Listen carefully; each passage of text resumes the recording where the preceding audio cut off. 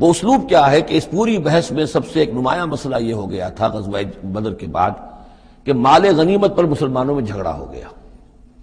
پہلی جنگ تھی، غنیمت کی تقسیم کیسے ہوگی، اس کا قانون کیا ہے، اس کا ضابطہ کیا ہے، وہ معلوم نہیں تھا۔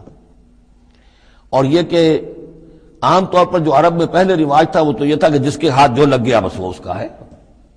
وہ تو لوٹ مار جانتے تھے، کوئی باقاعدہ جنگ جو ہے وہ تو ان کے ہاں اس طریقے سے منظم کوئی تنظیم تو تھی نہیں، تو جو جس کے ہاتھ لگ گیا۔ اب لوگوں نے یہ سمجھا غزوہ بدر میں جس نے جو کچھ مال غنیمت جمع کیا وہ اس کا ہے۔ اب کچھ لوگوں نے کہا صاحب کہ ہم یہاں حضور کے حفاظت کے لیے مامور تھے، یہاں پہرے پر تھے، ہم تو مال جمع نہیں کر سکے، تو کیا مطلب ہے ہمارا کوئی حصہ نہیں ہوگا؟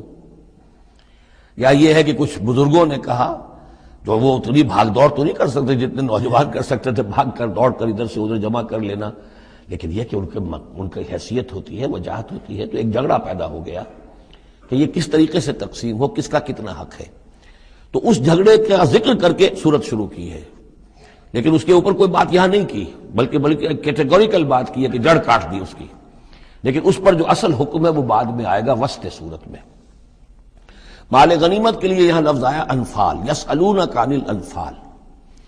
اے نبی یہ آپ سے انفال کے بارے میں پوچھ رہا ہے۔ انفال جمع نفل کی، نفل کہتے ہیں کسی اضافی شے کو، جیسے نماز فرض ہے، یہ سنت مؤکدہ ہے، یہ فلاں ہے، یہ نفل ہے، اضافی ہے، آپ کی مرضی پر ہے، پڑھیں نہ پڑھیں۔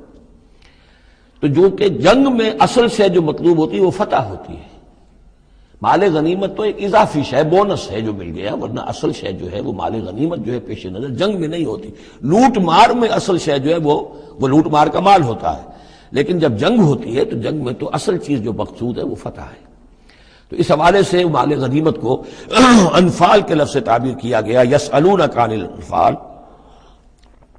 اے نبی یہ آپ سے پوچھ رہے ہیں مال غنیمت کے بارے میں، قل الانفال للہ والرسول۔ پہلے تو جڑ کاٹ دی، مسئلہ کہہ دیں کہ یہ انفال کل کے کل اللہ اور اس کے رسول کے ہیں، تم میں سے کسی کا کوئی حق ہے ہی نہیں، لاؤ سب جمع کر دو۔ یہ فتح جو ہے تمہارے ہاتھوں نہیں آئی ہے، یہ اللہ کی خصوصی مدد سے آئی ہے، لہذا کسی کا کوئی حق نہیں۔ زیرو لیول پر لا کر پھر ان کو سنبھالنا آسان تھا کہ جب معلوم ہو کہ سب کچھ ہاتھ سے دے کر، تو پھر تو ظاہر بات ہے کہ آدمی جو ہے جب ساری جاتی دیکھیے تو آدھی دیجے بانٹ والی بات ہے، پھر وہ کم کے اوپر بھی راضی ہو گئے۔ لیکن پہلا مسئلہ یہی تھا، قل الانفال للہ والرسول واتقوا اللہ، اللہ کا تقوی اختیار کرو، واصلحوا ذات بینکم، اور اپنے آپس کے معاملات کو درست کرو، واطیعوا اللہ ورسولہ، اور اللہ اس کے رسول کی اطاعت کرو، ان کنتم مؤمنین، اگر تم مومن ہو۔ گویا کہ جڑ ہی کاٹ دی، کسی کا کوئی حق اس میں ہے ہی نہیں، یہ سب اللہ اس کے رسول کے لیے، یعنی اسلامی